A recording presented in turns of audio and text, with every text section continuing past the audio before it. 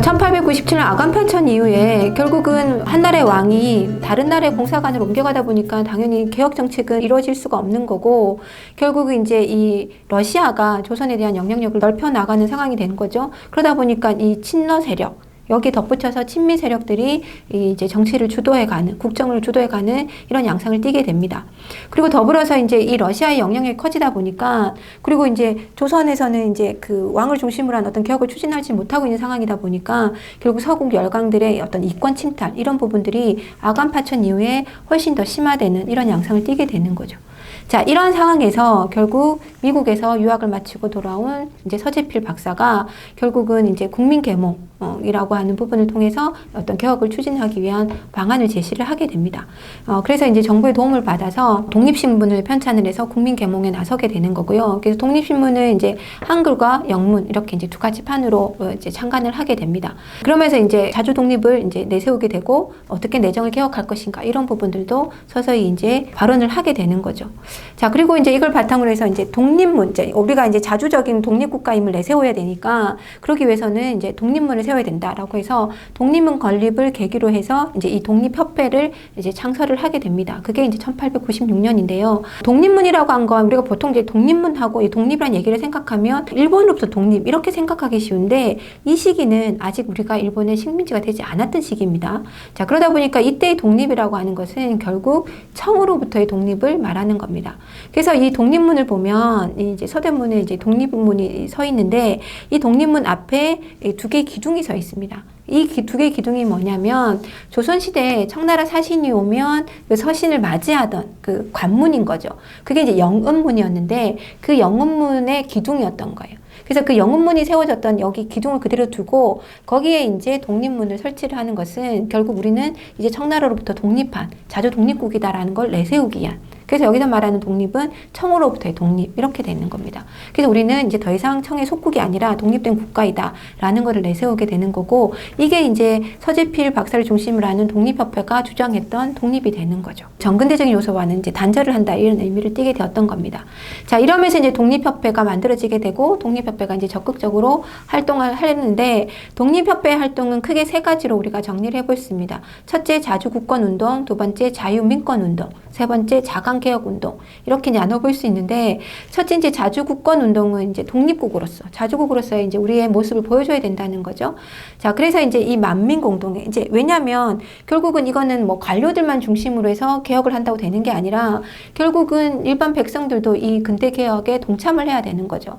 그래서 이제 흔히 말하는 이 국민들의 동참을 요구하기 위해서 계몽운동을 펼쳤던 거고, 그래서 이제 이 만민공동회를 열어서 흔히 말하는 계몽과 그 다음에 근대적인 지식들을 이제 공유하는 이런 자리들 마련을 하게 됩니다. 자, 이 만민공동회를 통해서 당시 이제 그 아간파천 이후에 열강들의 조선에 대한 이권 침탈이 심화되고 있었다고 했잖아요. 여기에 대한 이제 그 반대의 목소리를 높여 나가기 시작하는 거죠. 이제 가장 대표적으로 이제 러시아가 저령도를 이제 자기들 마음대로 이제 조차를 하고 있었단 말이죠. 이 조차라는 건 이제 임시적으로 가져가서 자기들 것처럼 마치 쓰는 것을 이제 조차라고 하는데, 이런 조차 요구를 하고 있었던 거예요. 그러니까 쉽게 말하면 우리 영토 일본을 러시아로 넘겨주는 이제 이런 모습을 띠게 되는 거죠. 그래서 이거에 대한 저지 운동들을 이 만민공동회를 중심으로 이제 크게 펼치게 됩니다. 그 결과 결국은 그 러시아의 그 저령도 조차 요구가 이제 저지를 하게 되는 거고요. 그 다음에 나아가서는 이제 교관이나 재정 공문들을 다 철수시키라고 하는 요구들을 하게 되고, 그 다음에 한국과 러시아, 그러니까 한러은행 이런 것들도 다 폐쇄하는데 적극적인 행동으로 표현을 하게 됩니다. 이게 이제 결국은 외세의 어떤 간섭을 다 뿌리치고 자주국권을 확립한다라고 하는 운동으로 연결되었다고 볼 수 있는 거죠. 자, 그 다음에 자유민권운동이란 부분은 결국은 이제 민권을 신장시켜야 되는 거죠. 국민들의 권리를 신장시키는 거. 이제 그러기 위해서는 이런 권리들을 알려줘야 되는 거라서 언론, 출판, 그죠, 집회, 이 결사의 자유 보장 이러한 부분들을 적극적으로 요구를 하게 되는 거고, 그래서 뭐 만민공동회나 이런 집회들을 계속 이제 열어 나가게 됐던 거죠. 그리고 나아가서는 결국은 국민이 정치에 참여할 수 있는 부분은 참정권이죠. 그래서 정치에 참여할 수 있는 참정권 운동도 적극적으로 펴나가게 됩니다. 자, 그리고 마지막으로 자강 개혁 운동. 이제 스스로 이제 부강해져야 된다라는 거죠. 만민 공동회에 이제 일반 그 관료들까지, 중앙의 관료들까지 같이 하는 관민 공동회로 개편을 하게 되고, 이 관민 공동회를 중심으로 해서 이제 자기들 요구, 어떤 개혁들 추진하겠다라고 하는 이제 헌의 6조를 발표를 하게 됩니다. 그래서 이제 헌의 6조를 보시면 이제 외국인에게 의지하지 말 것. 그러니까 독립협회가 계속 주장하는 자주, 자강 이런 부분들을 이제 외국인에 의지하지 말 것으로 표현이 되는 거고요. 그 다음에 두 번째가 이제 중요한데, 중추원 의장이 합동으로 날인한다. 그러니까 어떤 조약을 하거나 계약을 맺을 때는 이런 부분을 얘기를 하게 됩니다. 이제 이런 게 결국은 이제 중추원의 역할을 강화한다. 의회 활동을 한다라는 거죠. 그래서 의회라는 부분들을 강조를 하기 시작을 하게 되는 거고요. 그 다음에는 이제 뭐 인권의 존중이나 이런 부분들도 여러분들이 이 헌의 6조 조항에서 확인을 할 수가 있습니다. 자, 이렇게 나오니까 앞에서 이제 헌의 6조 2조를 제가 이제 좀 중심적으로 보라고 말씀드린 것처럼 여기에 이제 중추원의 어떤 그 역할을 강조한다. 이게 결국은 의회 기능을 강화하는 측면이 되는 거고, 그래서 결국은 이 자강개혁 운동으로서 의회 설립 운동으로 이어지게 됩니다. 그래서 의회 설립 운동을 나아가는데, 문제는 이런 이제 의회 설립 운동을 결국은 기존에 있었던 이 관료들은 잘못 오인을 하게 되는 거죠. 특히 이제 보수 관료들 입장에서는 이 의회, 그러니까 중추원 중심으로 하는 의회 권력이 넘어간다라는 걸 용납을 할 수가 없었던 거죠. 그래서 이제 독립협회가 결국은 공화정 수립으로 나가려고 한다라고 하는 주장을 펴게 됩니다. 사실은 이제 의회를 중심으로 해서 독립협회는 당시에 이제 고종과 굉장한 긴밀한 관계 속에서 정부의 지원을 받으면서 이 운동을 펼쳐나가고 있었기 때문에 당연히 입헌군주제를 지향하고 있었거든요.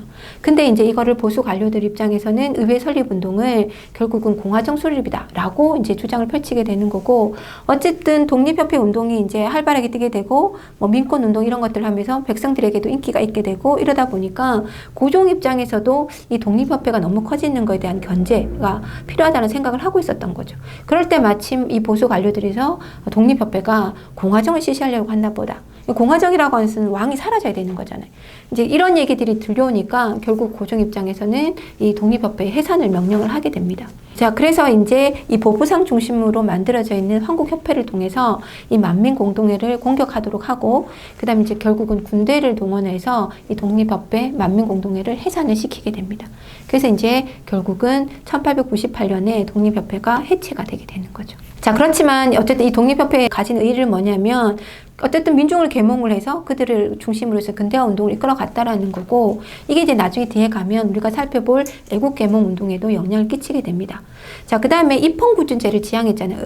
의회 설립과 더불어서. 이게 그냥 결국은 어떤 국민국가를 만들 것이냐, 국민국가의 어떤 모델을 제시했다라는 데 의의가 있고요.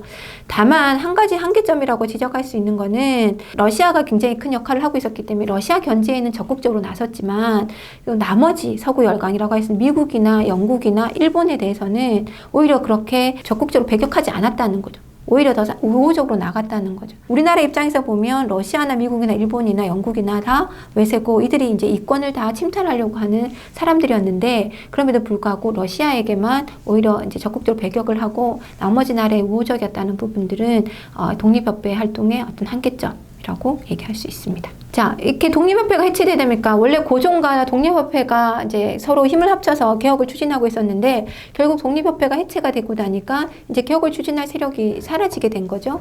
결국 개혁 추진할 세력은 고종만 남게 되는 거죠. 자, 거기다가 이제 고종이 결국 러시아 공사관에 있다라는 건 여러 가지로 문제가 되잖아요. 그러다 보니까 결국은 다시 궁으로 돌아오십시오라고 하는 한국 여론이 형성이 되게 되는 거고, 일본을 견제하기 위해서 친러 정책을 폈는데, 그러는 사이 아간 파천 이후에 이제 러시아 세력이 커지면서 러시아의 영향력이 커지다 보니까 이제 조선 내에서 일본과 러시아 간의 어떤 세력 균형이라는 부분도 일정 정도 이루어졌다라는 거죠. 그러니까 이제 황국의 여론도 있겠다, 세력 균형도 맞춰졌겠다.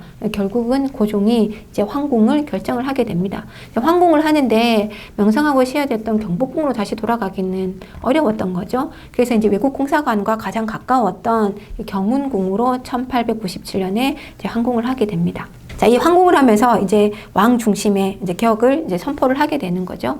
그러면서 이제 대한 제국을 선포를 하게 됩니다. 이제 말 그대로 이제 더 이상 제후국이 아니라 우리도 독립된 황제국이다라고 하는 것을 선포를 하게 되는 거죠. 그래서 환구단에서 즉위식을 거행을 하게 됩니다. 자, 왜 환구단에서 즉위식을 하게 되냐면 흔히 말해서 조선이 이제 그동안 제후국이었잖아요. 청나라에 비하면 제후국이었는데 제후가 제사 지낼 수 있는 권한은 땅의 신, 즉 흔히 말하는 사직단 제사였습니다. 그러니까 하늘에 대한 제사는 황제만 지낼 수 있었다는 거죠. 그래서 왜 전통적으로 하늘은 둥글고 땅은 네모나다라고 하는 천운지방이라고 하는 사상을 갖고 있었잖아요. 그러니까 하늘에 제사 지내는 제단은 동그랗게 만들고, 그래서 이걸 환구단 또는 원구단이라고 얘기를 하는 거고, 그 다음에 땅에 대한 토지신이나 곡식신한테 제사 지내는 건 네모나게 만드는 거죠. 땅은 네모나다라는 인식을 갖고 있었으니까. 그래서 여러분이 이제 사직당 같은 데 보면 네모나게 단이 만들어져 있는 거죠. 이제 이번에 이제 고종이 내가 이제 황제다라고 선포를 하는 거니까 결국은 하늘에 대한 제사를 지내게 되는 거고, 그래서 즉위식을 이제 환구단에서 이제 거행을 하게 될 겁니다. 그래서 이제 환구단을 만들고 거기서 즉위식을 거행하면서 이제 새로운 연호를 선포를 하는 거죠. 연호라고 하는 것은 이제 이 황제가 새로운 시대를 다스린다라고 하는 선포와 마찬가지이기 때문에 이제 광무라고 하는 새로운 연호를 이제 선포를 하게 됩니다. 자, 그러면서 이제 새로운 황제 체제가 됐잖아요. 그러면 거기에 맞는 대한국 국제를 정비하고 이거를 이제 선포를 하게 됩니다. 1898년에 되면 대한국 국제를 선포를 하는데 거기 조항들을 보시면 일단은 대한국은 그죠? 이제 황제국이다. 그래서 독립된 제국이다. 말 그대로 황제국이다라는 선포를 하게 되는 거고요. 자, 그 다음에 두 번째 조항에 보면 만세불변토록 전제정치, 이제 황제 중심의 정치를 한다라고 하는 거를 선포를 하게 되는 거고, 그 다음에 세 번째 가면 이제 황제로서 그죠? 무한한 권한을 가지게 된다라고 하는 것도 선포를 하게 됩니다. 그래서 마지막 5조에 보면 이제 흔히 말하는 육해군 통수권, 군사권도 황제가 다 가지게 된다라고 하는 얘기를 강조를 하게 되죠. 그래서 이 1898년에 제시되는 대한국제라고 하는 부분은 이 대한제국이라고 하는 황제국은 전제군주국이다라고 하는, 그러니까 권한이 황제에게 집중되어 있는 전제군주국이라는 거, 그 다음에 그 황제는 무한한 권력을 가진다라는 것을 이제 강조를 하게 됩니다. 그러니까 말 그대로 황제, 내가 나서서 내 중심으로 개혁을 추진하겠다라고 선포를 하게 되는 거죠. 그래서 이때 이루어지는 개혁을 우리가 일명 그 당시 연호였던 광무란 이름을 따서 광무개혁 이렇게 얘기를 하게 됩니다.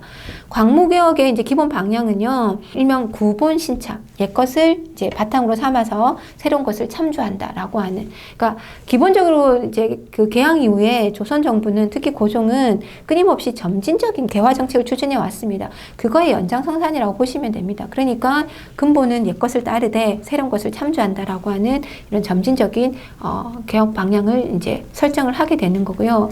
자, 그래서 내용을 살펴보면 첫째는 이제 황제라고 하는 걸 새로운 제시를 한 거잖아요. 그럼 당연히 황제권을 강화시켜 나가야 되는 거죠. 그래서 국내부를 확대시켜 나가는 거고, 나아가서는 이제 그 황제권과 더불어서 황제가 갖고 있는 군사권, 그죠? 부국 강병이니까 이 군사권의 강한 모습을 보여줘야 되는 거예요. 그래서 원수부라는 걸 설치를 해서 이 군사권도 황제가 가진다라고 하는 것들을 보여주게 되는 거고, 그 다음에 또 하나 이제 우리가 광무개혁에서 주목해야 되는 건 기존의 개화 정책들이 대부분 정치적인 개혁이었다고 한다면 이 광무개혁은 이제 경제적인 개혁이 좀 많이 부각이 된다라고 하는 부분들을 여러분이 좀 특징적으로 보시면 좋을 것 같습니다. 자, 그래서 경제적인 개혁들이 많이 추진되는데 첫째는 양전 사업을 하게 됩니다. 토지 조사를 한다는 거죠. 그래서 이제 소유권자를 인정해주게 되고 소유권자를 기반으로 해서 이제 세금 제도도 다시 재판을 할 수 있게 되는 거죠. 그래서 근대적인 소유권 인정을, 물론 일부 지역이긴 하지만 소유권을 인정해주는 지계를 발급을 하게 됩니다. 그 다음에 부국 강병을 해야 되니까 부국할 수 있는 방법은 상공물 진흥시키는 거죠. 그래서 이제 적극적으로 정부가 나서서 상공물 진흥시키기 위해서 회사, 공장 이런 것들을 설립을 하게 되는 거고요. 그 다음에 이제 새로운 지식들을 배워와야 되니까 적극적으로 유학생 파견도 이제 이루어지게 됩니다. 새로운 이제 근대 문물을 받아들여내고 그 근대 문물을 활용을 해야 되기 때문에 실업학교, 그 다음에 기술교육 이런 기관들을 확충을 하게 되는 거죠. 그래서 기본적으로 보면 경제적인 어떤 부흥을 하겠다, 부국 강병을 하겠다라고 하는 게 이 광무개혁의 이제 핵심이었다라고도 얘기할 수 있습니다. 그래서 나아가서 서양 기술들을 적극적으로 받아들이게 되는 거죠. 자, 이렇게 이제 광무개혁을 추진을 하게 되는데요. 가장 큰 의의라고 하는 것은 어쨌든 고종이 직접 나서서 이제 자주적인 개혁을 이제 그러니까 외세의 어떤 영향력이 아니라 뭐 우리 스스로가 하고 있었다라고 하는 부분에 의미가 있는 거고요. 근데 단간 한 가지는 고종이 직접 나서서 고종 중심의 개혁들, 황제 중심의 개혁을 추진하다 보니까 상대적으로 거기다가 이제 독립협회와는 이제 아예 단절을 하게 됐잖아요. 그러다 보니까 이 민권 개혁에는 소홀한 측면이 없잖아 있을 수밖에 없었던 거고, 그 다음에 부국강병을 슬로건으로 내세우긴 하지만 그 국방이라고 하는 것은 왕실, 그러니까 말 그대로 황실을 보호하는 측면에 집중이 되게 되는 거고, 그 다음에 이제 치안 유지 이런 부분에 집중이 된 거죠. 사실은 이제 부국강병을 하려면 상공진흥과 더불어서 국가 전체를 강력하게, 그러니까 외국의 침략을 막을 수 있는 그만큼의 이제 국방력을 키워야 되는데 그런 부분에는 미흡했다. 이런 부분이 강무격의 한계라고 말씀드릴 수 있겠습니다.